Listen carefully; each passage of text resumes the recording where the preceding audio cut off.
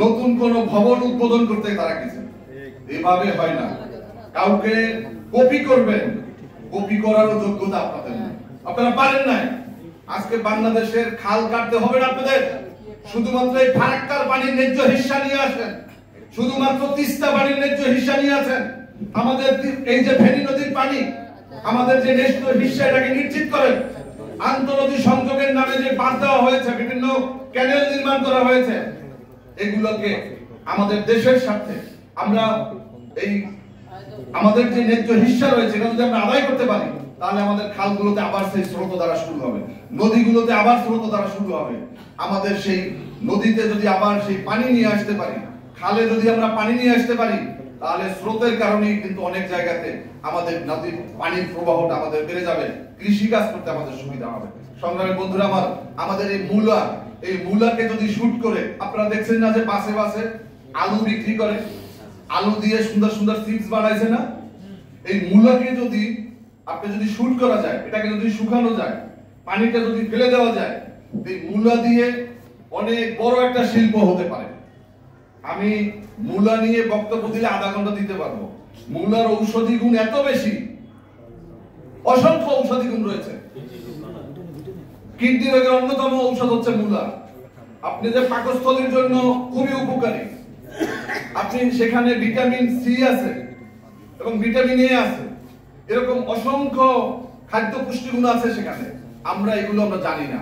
আমরা এই জন্য মূলা, আমাদের এমন একটা সময় আসে যে গরুতেও খায় না, কিন্তু এই যখন গরুতে খায় না, তখন উচিত বিভিন্ন শিল্প প্রতিষ্ঠানের তাদেরকে এই আমাদের পণ্যগুলো, আমাদের এই কৃষিজাত দ্রব্যগুলোকে সংরক্ষণ করে কিভাবে যখন মূলা থাকবে না, মূলার সিজন থাকবে না, তখন মানুষের মধ্যে আমরা তুলে ধরতে পারি, এরকম আমাদের প্রযুক্তি আমাদের কাজে লাগানো দরকার। আমাদের প্রধান অতিথি মাহমুদুর রহমান মান্না ভাই, উনি খুবই কাছাকাছি আছেন, আপনারা একটু ধৈর্য ধরে অপেক্ষা করেন। তো আমাদের এই কৃষি ব্যবস্থাকে আরো বেশি উন্নত করা দরকার, কৃষি ব্যবস্থাকে আরো ঢেলে সাজানো দরকার। আমাদের দ্রব্যমূল্য নিয়ন্ত্রণের জন্য আমাদের যথাযথ পদক্ষেপ নেওয়া দরকার। এখানে অনেকে নির্বাচনের কথা বলছেন, বিশেষ করে কারি সাহেব বলছেন, আমাদের হুদা সাহেব বলছেন নির্বাচন। ভাই, নির্বাচন হলে আমি বাংলাদেশ লেবার পার্টি, আমি নির্বাচনে কি অবস্থান রাখতে পারবো, এটা নিয়ে আমাকে চিন্তা করতে হবে। নির্বাচন হলে গাছে বেল পাকলে কাকের কি যায় আসে? হ্যাঁ, আমি বাংলাদেশে নির্বাচন করলে আমি কয়টা আসন পাবো? আমি রাজনীতি করি দেশের কল্যাণে, দেশের স্বার্থ রক্ষার জন্য। এজন্য রাষ্ট্রের সংস্কার জরুরি। এজন্য নির্বাচনের আগে নির্বাচন ব্যবস্থার সংস্কার করতে হবে। আপনি নির্বাচন কোন পদ্ধতিতে করবেন? খুনি হাসিনাও কিন্তু নির্বাচন ছাড়া ক্ষমতায় আসে না, আসে নাকি? তিনি 14 সালে নির্বাচন করছে না, 18 সালে করছে না, 24 সালে করছে না? আরে ভাই, নির্বাচনের মধ্য দিয়েই তো হাসিনা ক্ষমতায় আসছে, কিন্তু নির্বাচনে কোনো ভোটার ছিল না। নির্বাচনে মানুষ ভোট কেন্দ্রে যাওয়ার মতো আগ্রহ ছিল না। এই আগ্রহ তো সৃষ্টি করবেন।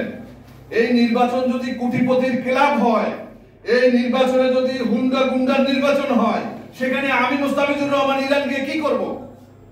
সেখানে আমার কি লাভ হবে? এই নির্বাচন পদ্ধতির পরিবর্তন করতে হবে। গতকালকে আমাদের বিএনপি নেতৃবৃন্দ প্রধান উপদেষ্টার সাথে সাক্ষাৎ করেছেন।